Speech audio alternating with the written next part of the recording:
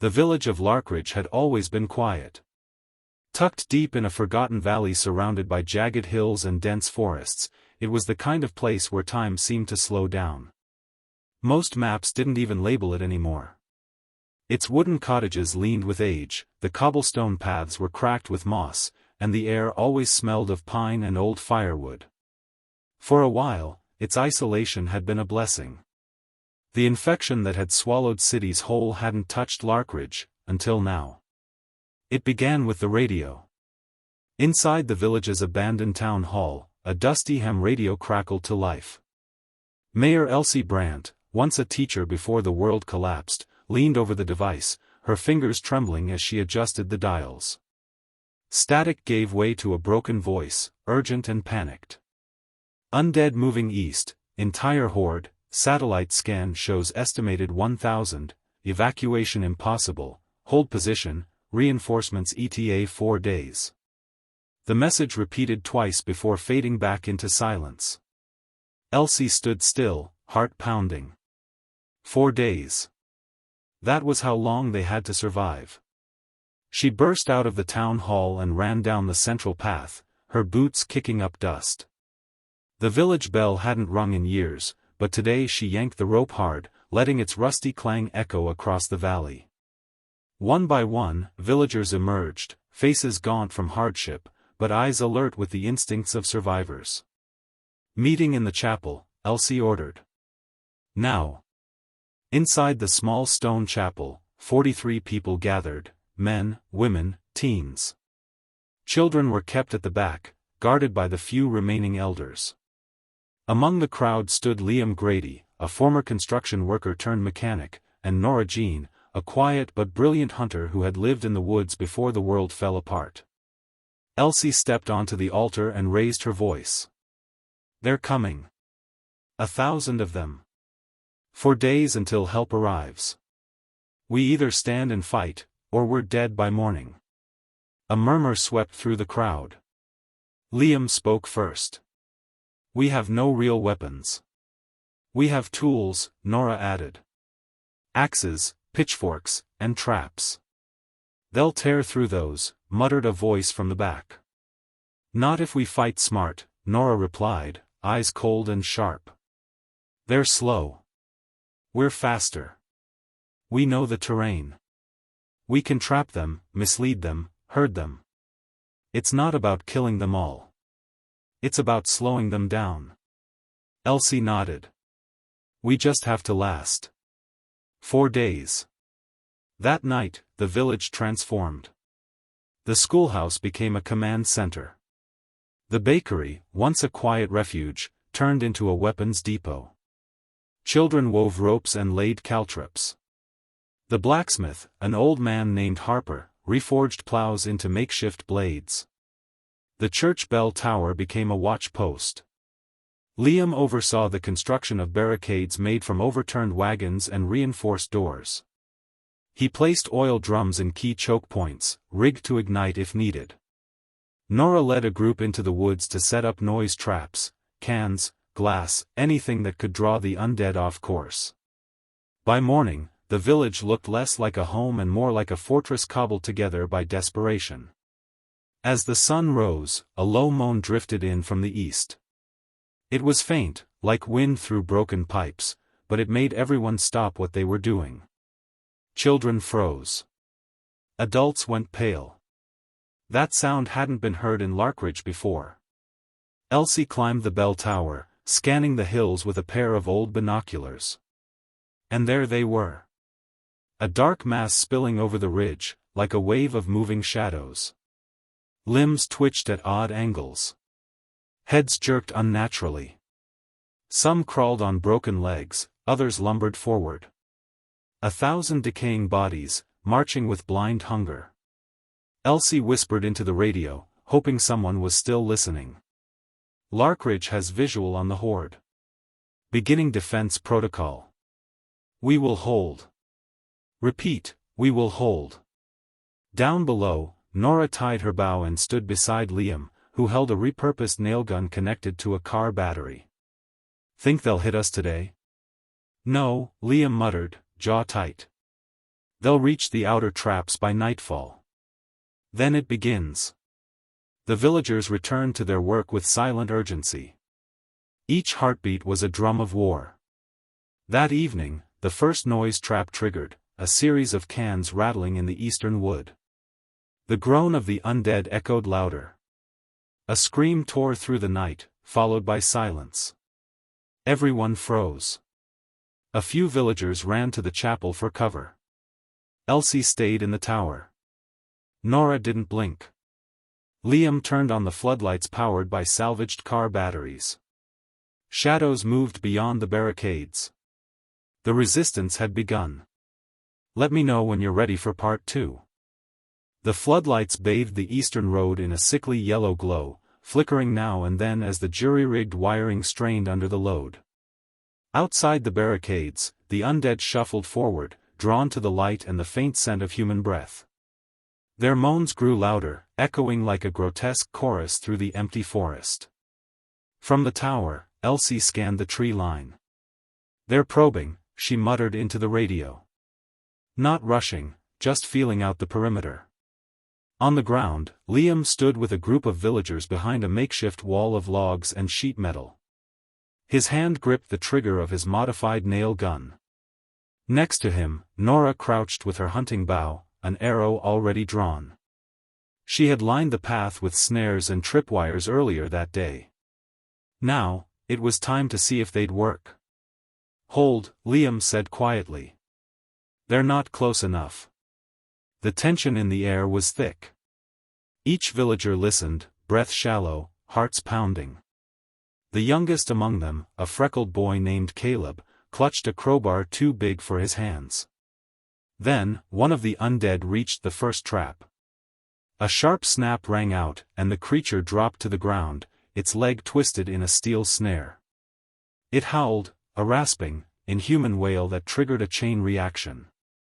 More groans answered. More movement. They were coming. "Light the barrels," Liam shouted. One of the villagers tossed a flaming cloth into a barrel packed with oil-soaked wood shavings. The explosion was controlled, but bright and hot. Flames leapt skyward, casting flickering shadows on the trees, and setting off more of the noise traps. It worked. The horde hesitated. The bright light and sudden noise scattered the front ranks. The undead closest to the fire recoiled, some falling, others trampling the snared ones. Nora loosed an arrow, then another. Her aim was true, skulls cracked and fell. But it wasn't enough. The back of the horde surged forward, pressing those in front through sheer force. They spilled around the fire, lurching toward the barricade. "Positions," Liam barked. Villagers moved with surprising coordination. Pitchforks, machetes, repurposed axes, all raised. The undead slammed into the barrier. Fingers reached through gaps. Teeth snapped at the air. One villager screamed as a claw nearly caught her face, but Nora dragged her back just in time. Liam fired his nail gun in controlled bursts, the high-powered tool driving steel into rotting flesh. The recoil shook his arm, but he didn't stop. "Center brace won't hold long," he shouted. "We fall back?" Nora asked, eyes scanning for weak points. "Not yet." Suddenly, a section of the barricade groaned, then cracked. Too many bodies pressing. The wooden beam supporting it splintered. With a crash, a portion of the wall collapsed, and half a dozen undead spilled through. "Fall back to checkpoint 2. Liam shouted. "Now!" The villagers retreated to the next layer of defense, an alley between two stone cottages where they had set up a second blockade. Caleb tripped but was caught by Elsie, who had rushed down from the tower. "You're doing great," she whispered, guiding him behind the line. The undead charged the breach, but the alley funneled them into a narrow kill zone. Here, Nora and two others used spears to jab from behind cover. A young woman named Talia, once a violinist, now a warrior, threw Molotovs from the rooftop. Flames erupted in the narrow path. Burning undead howled but kept advancing, their charred hands clawing at stone walls. In the chaos, Elsie grabbed the radio again. Eastern barricade compromised. Holding secondary line. Reinforcements, please confirm status. Static. Nothing. They're jamming the signal, Liam muttered as he panted beside her. Or we're just too far. We hold anyway, she replied, gripping a rusted machete. They're testing us. Tomorrow night will be worse. By dawn, the attack subsided. The undead pulled back, or were simply too damaged to continue. Smoke rose from the alley, and the scent of burnt rot hung heavy in the air. The villagers gathered in the chapel again. 24 injured. 1 dead. A boy named Micah who tried to plug the barricade with his own body. They buried him at sunrise. No one spoke during the burial. No eulogies. Just dirt and silence. Back at the command center, Elsie stood over the map of Larkridge. Her eyes traced the defenses, the fallback points, the traps they hadn't yet sprung. They'll come again tonight, she said quietly. Stronger. Smarter. Nora nodded. We need to take the fight to them. Hit them before they regroup. Liam frowned. Are you suggesting we leave the village? Just a few of us, she said. Target the heart of the horde. Slow them down. Cut their numbers before the next wave.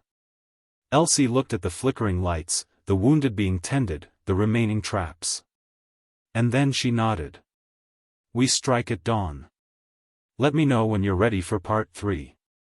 Dawn broke slowly over Larkridge, casting the village in a dull gray hue. Smoke from the night's fires curled lazily into the sky, and the scent of charred flesh still lingered. The villagers moved like ghosts, silent, worn, yet determined. Today, the defenders would become hunters. Inside the command center, Elsie rolled up a battered topographic map. She circled an area roughly a mile east of the village, the origin point of the horde's movements. That's where they're nesting, Nora said. I scouted there weeks ago. Old logging camp, partially burned. They're using it as a base. They don't think, Liam argued. They just move. Horde instincts. Maybe, Nora replied. But they gather there. That's where the densest numbers are. And if we strike fast, we might disrupt whatever's driving them. Elsie nodded slowly. Then we do it. In and out before noon. Liam, you're in charge while we're gone. Nora, pick your team. Maximum of 5. We can't spare more. Nora chose carefully, Talia for her agility and rooftop experience, Jace for his silent movement, Anna for trap disarming, and Tomas, a former forest ranger with deep knowledge of the terrain. By sunrise, the strike team moved out, slipping through the trees like shadows.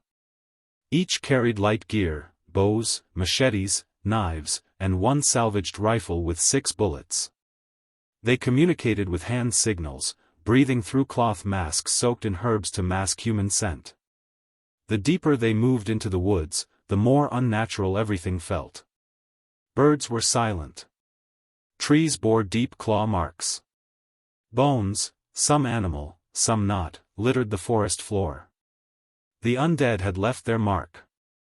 They stopped at a small ridge. Below lay the remnants of the old logging camp. Dozens of rotting bodies shuffled aimlessly between collapsed cabins and overgrown paths. A massive pile of corpses smoldered in the center, burned, not by nature, but deliberately. Talia whispered, "That's not random." "No," Nora agreed. "That's control. Someone, or something, is organizing them." Tomas pointed. "There. That cabin. No movement around it. Could be a stash. Supplies or answers." Nora nodded, and the group fanned out, keeping low. They avoided scattered walkers by using the trees and broken machinery for cover. Anna disabled a noise trap, an old radio wired to a trip cord. They reached the cabin and slipped inside. It was dark and reeking of mildew.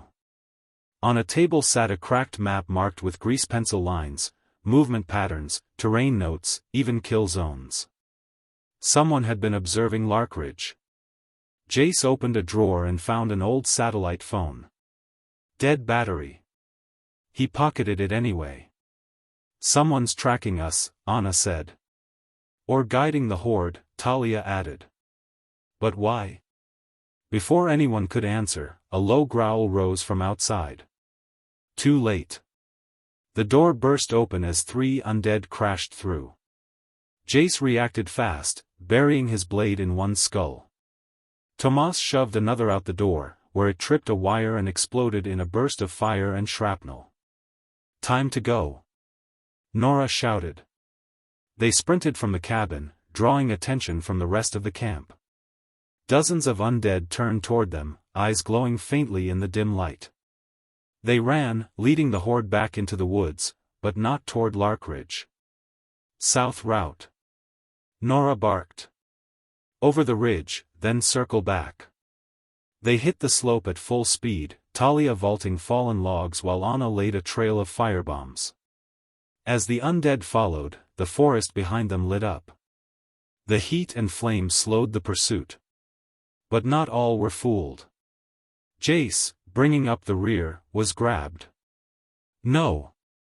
Tomas turned, firing a bullet into the undead skull, but it was too late. Jace had been bitten. Jace fell to his knees, breathing hard. Go. You know the rules. Nora hesitated, then handed him the last explosive. Make it count. He gave a tired smile. Always do. As the others retreated into the forest, a deafening blast echoed behind them, shaking birds from trees. They returned to Larkridge by midday, bloody, scorched, but alive.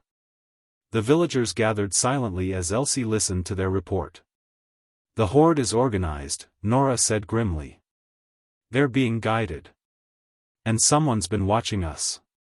Could be another survivor, Liam suggested. Or something worse. Whatever it is, Tomas said, they know we're here. And they're not just throwing numbers anymore. They're planning. That night, the villagers reinforced the southern perimeter. Traps were doubled. Patrols increased. The children were moved into the cellar of the chapel for extra protection. Elsie stood on the chapel's roof, staring into the woods beyond the ridge. She didn't speak. She didn't need to. The next wave was coming. And this time, it wouldn't be random. Let me know when you're ready for part 4. Larkridge didn't sleep that night. The memory of burning trees and lost comrades haunted every corner of the village. Children huddled with their parents in the chapel cellar. Watchmen patrolled in shifts, eyes fixed on the woods that concealed more than just the dead now. Elsie stood by the schoolhouse, staring at the salvaged map from the enemy's cabin. The markings were too specific, knowledge of terrain, traps, and timing. It was more than observation. Someone was orchestrating the horde. Liam walked up beside her, his eyes dark from lack of sleep. You think it's a survivor? I don't know, she said. But they know how to hurt us. Maybe they want the village, Liam suggested. Or they're just twisted enough to enjoy watching us fight. Elsie traced a path on the map leading from the enemy base toward the northern hills. There's a ridge trail here, old logging access. It connects to the highway. Could be where they came from. Should we scout it? He asked. She nodded. At dawn. But tonight, we fortify. No chances. By midnight, the tension in the village was suffocating. The undead hadn't returned, but the quiet made everyone nervous. Silence was worse than groaning, it meant planning. In the tower, Nora watched the forest through the scope of her rifle. Below, the villagers rotated shifts at barricades. Every lantern was dimmed. Even the wind seemed to hold its breath. Then she saw it. A flicker, small, unnatural. A light in the trees. Someone with a lantern. Not a shambling corpse, but a person, walking deliberately along the ridge trail. Nora clicked her radio. Movement. North Ridge. Human. I repeat, human. Within minutes, a small team was assembled, Nora, Tomas, and Anna. They moved out through the northern path, moving fast and low. Rain began to fall, light but cold. The forest soaked it up greedily, muffling footsteps. As they neared the trail, they saw the light again, closer now. But then it disappeared. Nora raised her hand, signaling them to stop. She listened. Nothing but rain dripping from leaves. Then, a whisper. It wasn't speech. More like a breath too close to the ear. Cold, raspy, inhuman. Tomas turned. Did you hear that? Before anyone could answer, a scream tore through the trees, a human scream. They ran toward the sound, crashing through underbrush, weapons drawn. In a small clearing, they found her. A girl, maybe 16. Clothes torn. Face pale and streaked with blood. She dropped to her knees when she saw them. Please, she sobbed, they're watching me. I ran. I don't know what they are. Anna rushed to her side, wrapping her in a blanket. Nora scanned the area. Was she bait? Tomas asked quietly. I don't think so. She's terrified. Or playing it well, he muttered. They brought her back to the village, keeping her under guard. Elsie met them at the gate, her face unreadable. She gave a name, Anna said. Mira. They took her to the schoolhouse, now used as the infirmary. Mira huddled in a corner, flinching at every sound. I was with a group, she explained. We stayed at a ranger station near the highway. Then we saw them, people controlling the dead. They had collars on them. Radio tech or something. Some of the zombies obeyed commands. Like dogs? Nora asked, horrified. Worse, Mira said. They're building something. I don't know what. But they kept watching your village. Said it was a test zone. I escaped 3 nights ago. They sent the horde after me as punishment.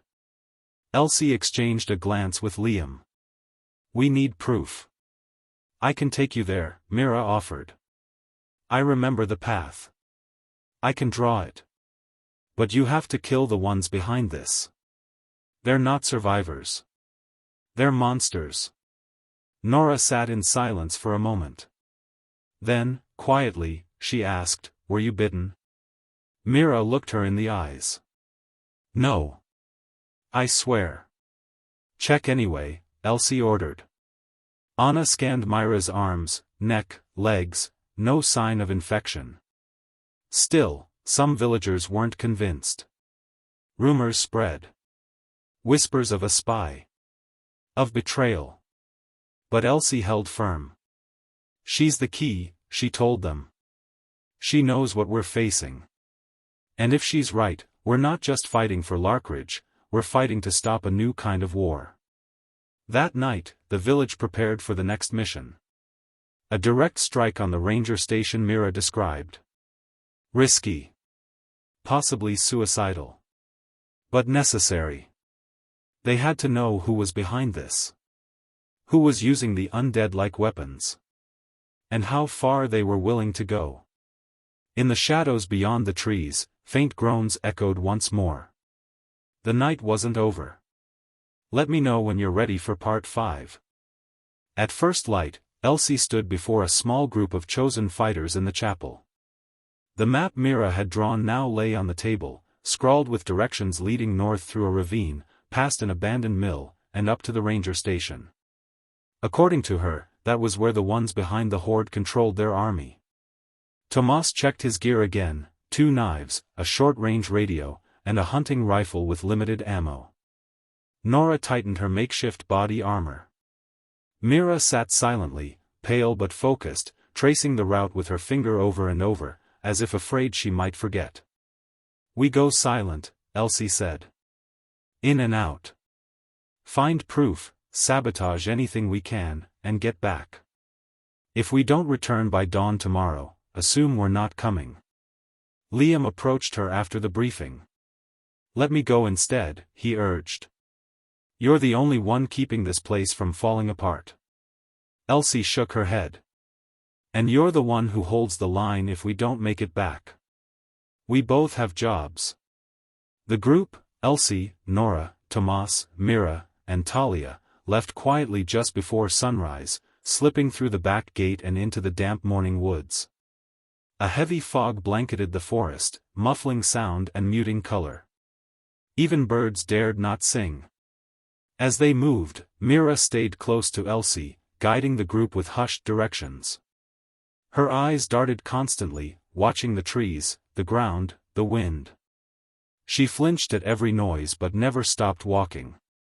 3 hours in, they found the first sign of something unnatural, a metal stake driven into the earth, connected to thin black wire stretching through the underbrush. "What's this?" Tomas whispered. Mira crouched beside it. "Sensors. Movement triggers. Not for zombies, these are meant for people." "We're close," Elsie said.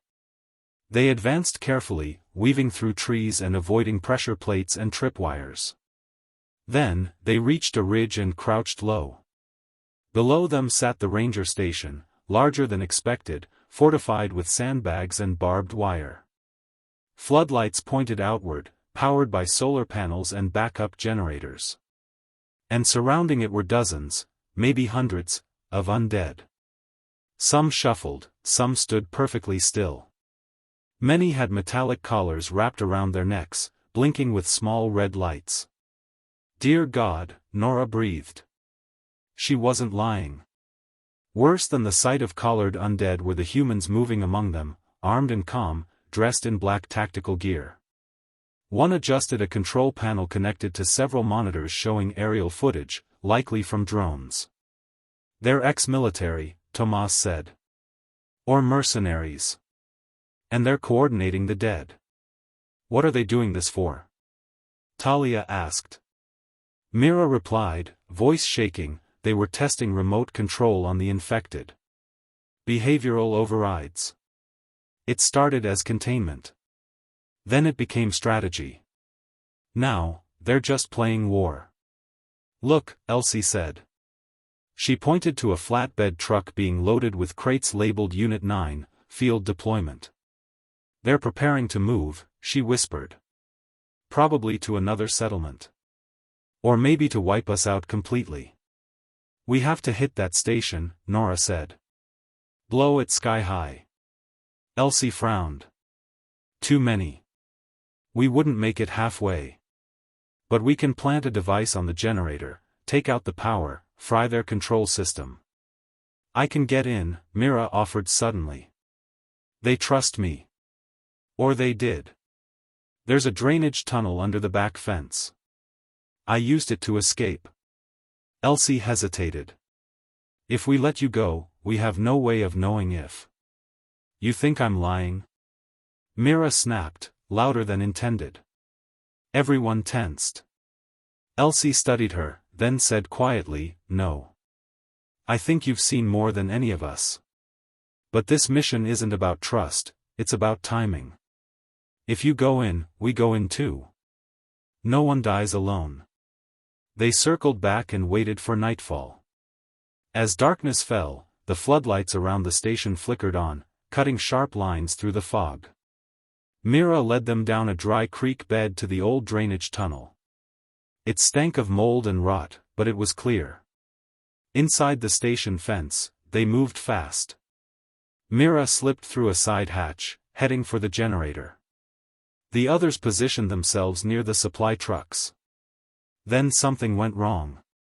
A loud bang echoed from the station, metal clanging against concrete. Shouting followed. "They spotted her," Tomas whispered. "No," Elsie replied grimly. "She set it off early. We move now. Gunfire erupted from the station as the explosion rocked the compound. The main generator burst into flames, sending sparks and smoke into the air. The collars on the undead flickered, then shorted. The horde turned on their handlers instantly. Screams. Elsie and her team bolted for the fence, cutting through the chaos as the dead overwhelmed the mercenaries. Blood sprayed. Alarms blared. But the system had failed. And in the center of the fire, Mira stood defiantly, torch in hand, before the dead took her under. They didn't stop running until the lights of Larkridge glimmered between the trees. Let me know when you're ready for part 6. Smoke still curled into the morning sky behind them as Elsie's group stumbled back into Larkridge. Mud covered their boots, and blood, both human and not, streaked their clothes. The villagers met them at the gate, eyes wide and anxious. "They're back," a lookout shouted. Liam rushed down from the chapel tower. What happened? Elsie stopped to catch her breath, the weight of the night etched into her face. "We found the truth," she said hoarsely. "And we lit a fire under it. They brought back evidence, scorched drone parts, damaged collars, even a partially intact hard drive from the control station. But Mira hadn't made it. Her name was added to the growing list etched into the chapel wall. No one asked how she died. They just bowed their heads in silence. Tomas began examining the stolen tech with Nora and the village's only electrician, Old Man Reeve. He squinted at the components through a cracked magnifier. "Military grade," he muttered. "And this isn't recent. Someone's been working on this a long time." "Decades?" Tomas asked. "Maybe. But the scary part is, this wasn't meant to control zombies. It was meant to control people. The zombies are just the experiment." In the town square, tension grew. Everyone felt it, the silence after fire. The fear of retaliation. And it came faster than anyone expected. Just before noon, a low droning noise rolled in from the east. "Drone," Talia called from her rooftop perch. "High altitude. Watching us." Elsie climbed to the tower with her rifle and stared through the scope. A sleek surveillance drone hovered near the ridge, motionless as a vulture. "They know we're alive," she muttered. "And they're angry." Later that night, Liam stood beside her at the northern barricade. "We hit them hard."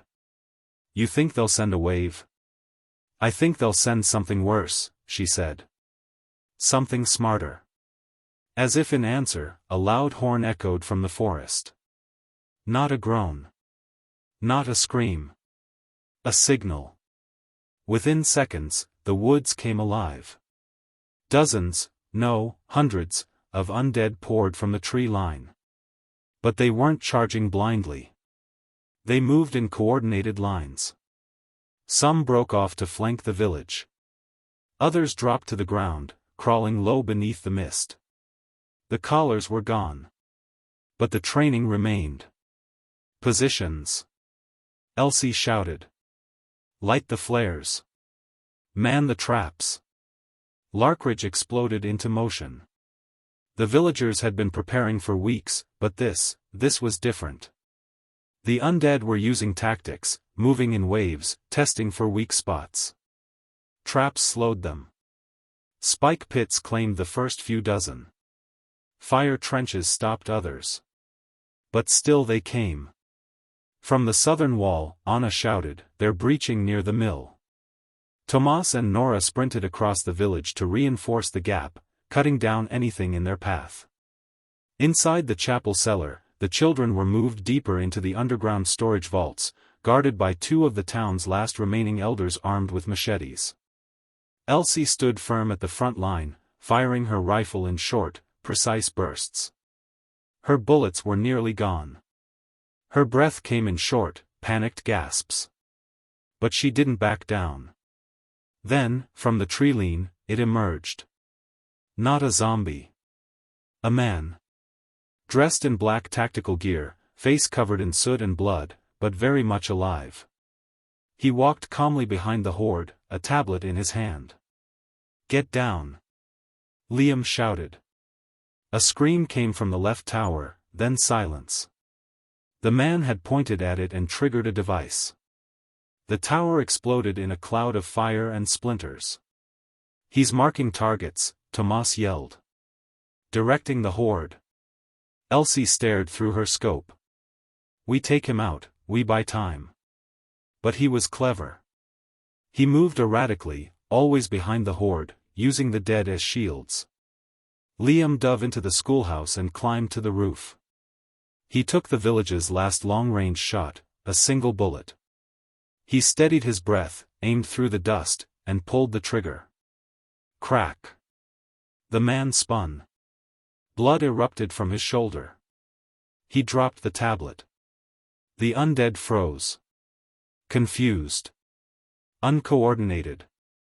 The villagers pushed forward, reclaiming ground, cutting down the ones caught in mid-lunge. Firebombs lit up the night, and screams turned to groans, then silence. The dead were retreating. Retreating. No one cheered. Too many were dead. The chapel was burning. 2 homes were gone. The water well had been sabotaged. But Larkridge still stood. Elsie limped through the smoke to the downed enemy operator. He was unconscious, breathing shallowly. "We take him," she said. "We need answers." Liam looked around at the destruction. At what cost? Elsie looked back at the villagers, tired, injured, but alive. "The only one left to pay is him. Let me know when you're ready for part 7. The man from the woods, wounded, unconscious, and dressed in black tactical gear, was shackled inside the chapel cellar, beneath the scorched cross and cracked stained glass. Rain dripped through a hole in the roof, pooling on the floor beside him. The fire had been put out, but the smell of smoke lingered in the walls like a warning. His name was unknown, his allegiance unspoken. But Elsie could feel it, he wasn't just a foot soldier. He knew things. Things that could save or doom them. "He's still alive?" Liam asked, stepping into the cellar. "Barely," Nora replied. "Bullet grazed his shoulder.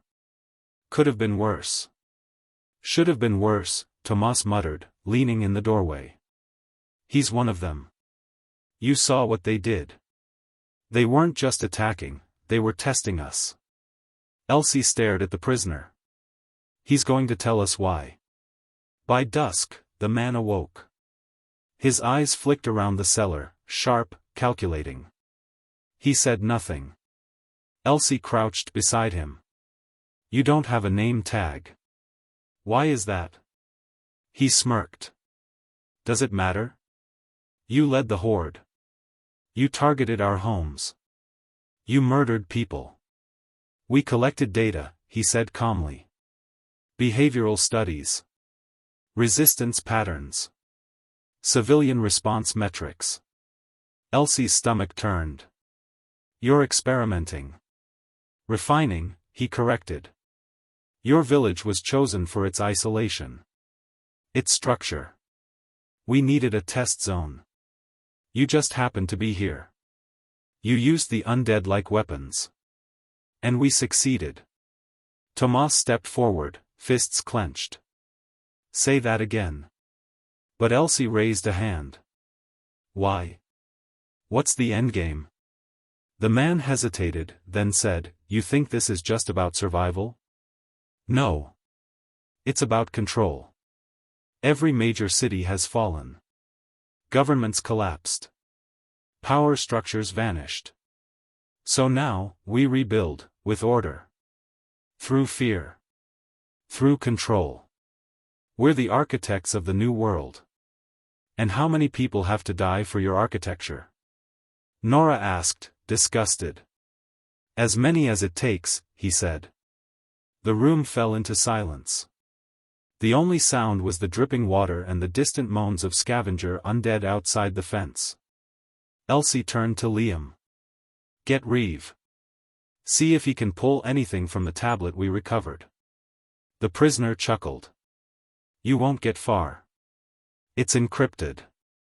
We have time, she replied coldly. While Reeve worked on the tech, word spread through Larkridge that one of the masterminds was now in their hands. For some, it brought a flicker of hope. For others, it brought rage. The villagers gathered in small groups, whispering. He needs to pay. String him up. Let the undead have him. Elsie stood before them that night. We are not like them, she said, voice firm. We won't become what we're fighting. He gives us answers. We give him judgment, after reinforcements arrive. What if they never do? Someone shouted. They will, she said, though the weight in her chest made it hard to believe. We hold the line. That night, Tomas and Anna kept watch over the prisoner. They listened as he whispered to himself, codes, phrases, names. He never once asked for water. Never once pleaded. He just watched. By dawn, Reeve emerged from the makeshift lab with a grim expression. I cracked it, he said. Mostly. What's on it? Elsie asked. Location data. Video footage. Communications logs. And, orders. From who? An off-grid command bunker, Reeve said. They call themselves the Restoration Coalition. They're trying to establish zones of control across the ruins of the old world. They use the undead to wipe out resistance and then occupy what's left. They're forming a new government? Liam asked. More like a shadow regime, Reeve said. No votes. No rights. Just obedience. Elsie felt the fire return to her blood. And we're a threat because we survived without them. Tomas nodded. Because we chose freedom over fear. They gathered the evidence, enough to prove everything. And then they gathered the village. Elsie stood before them in the town square. The prisoner was brought out under guard, bruised but standing tall. We know who he is, Elsie said. And what he represents. He and others like him want to replace the world we lost with something colder, stricter, crueler. We've all lost something. But we still have a choice. Some shouted for his death. Others argued to keep him alive for leverage. But before the vote could finish, a loud crack echoed from the northern ridge. Everyone froze. Then, a signal flare burst in the sky, bright red, trailing sparks. Nora gasped. That's a military flare. That's not from them. Another flare shot up, this time blue. Elsie turned to the tower. Get the scope. Liam climbed fast, scanning the ridgeline. He saw it, figures moving, disciplined, armed, wearing insignias he didn't recognize. But they weren't dressed like the enemy. They're not mercenaries, Liam called down. They've got UN patches. Reinforcements. Real ones. A cheer rose from the villagers. But the prisoner only smiled. You think they're your salvation, he whispered to Elsie. They're just the next faction. Everyone wants the same thing in the end, control. Elsie stared at him, then looked out toward the ridge. Then let's show them we're not pawns. Let me know when you're ready for part 8, the final chapter, where reinforcements arrive, lines are drawn, and Larkridge must decide who they are in the new world. By morning, the sound of chopper blades echoed over the hills. A transport helicopter circled Larkridge once, then touched down in a cleared field just beyond the outer fence. Armed soldiers disembarked, clean uniforms, crisp movements, and a blue insignia on their shoulders, UN Emergency Response Division. Liam met them at the gate, accompanied by Elsie and Nora. The commanding officer, a tall woman with sharp eyes and a calm voice, stepped forward. Captain Reyes, United Nations ERD. We received your distress beacon. Elsie nodded. You're late. We didn't know you were still alive, Reyes said, scanning the charred buildings and tired faces. Larkridge was marked abandoned. It almost was, Liam muttered.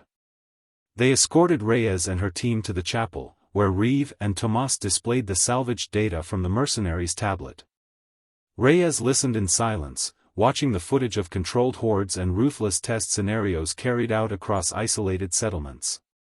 When the video ended, she took a deep breath. I believe you. You're not the first group to report this, but you're the first to bring back proof. Who are they? Elsie asked. What do they want? They call themselves the Restoration Coalition, Reyes said. Rogue scientists, ex-military, and private contractors. They think order comes from domination. We've been chasing them for months, but they keep slipping into shadows. They won't stop, Tomas said.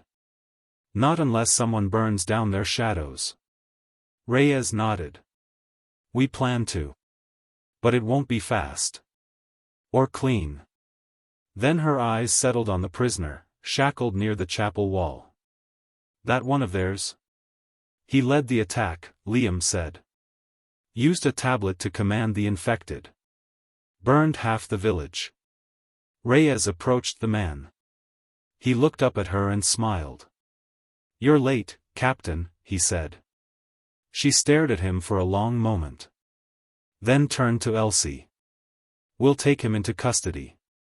Officially. Elsie didn't move. I know that tone, she said. Officially means he disappears. No trial. No broadcast. Just silence. It means fewer people get hurt, Reyes said. We make him vanish, and the coalition never hears what he gave you. That buys us time. Liam stepped forward. And what happens to us? We evacuate the village, Reyes said. You're too exposed. We can relocate your people to a secure zone. This is our secure zone, Tomas said. We built it. We bled for it. Reyes's voice softened. And you'll lose it again. The next attack won't be a test, it'll be extermination. These people, they don't forgive survivors. Elsie looked around, at the burned chapel, the weary villagers, the makeshift walls patched with scrap metal and blood. We didn't just survive, she said. We resisted. And we showed others they can too. Reyes glanced at the crowd. What are you saying? Elsie stepped forward. We want protection. Not evacuation. Fortify this place. Make it a beacon. A broadcast tower. Let the world know that Larkridge held, and is still holding. That paints a target on your back, Reyes warned. Good, Elsie said. Let them come. Let them see that we don't kneel. Reyes studied her, then the villagers behind her, each one battered but unbowed. Finally, she nodded. I'll authorize a team to help reinforce your defenses. We'll set up a satellite link. Get your story out. And him? Liam asked, nodding to the prisoner. Reyes stared at him. He'll stand trial. Publicly. The world deserves to see what he represents. The villagers agreed, some reluctantly, others with cautious hope. Over the next few days, the UN team worked side by side with the people of Larkridge. Reinforced walls went up. Solar panels were repaired. Water filtration was restored. And most importantly, the broadcast station on the old radio tower was brought online. Elsie stood in front of the mic, voice steady as her words carried across frequencies. To anyone still listening, this is Larkridge. We survived. Not by hiding. Not by submitting. But by standing together. If you're out there, if you're scared, know this, resistance is not just possible. It's necessary. The signal went out. And across the wastelands, scattered survivors listened. In bunkers. In ruins. In camps where hope had nearly died. Some cried. Others picked up weapons. In the cellar, the prisoner stared at the wall, silent now. He knew what came next. On the final night before the UN team's departure, Reyes joined Elsie on the tower, overlooking the quiet valley. "They'll come again," she said. "I hope they do," Elsie replied. "Why?" Elsie looked out at her people below, children playing in the ash-covered street, farmers rebuilding their fences, Tomas sharpening blades, Liam teaching someone to shoot. "Because next time, we won't be the ones caught off guard." The end. Let me know if you'd like a visual thumbnail idea, YouTube description, or title variants to help with your video upload.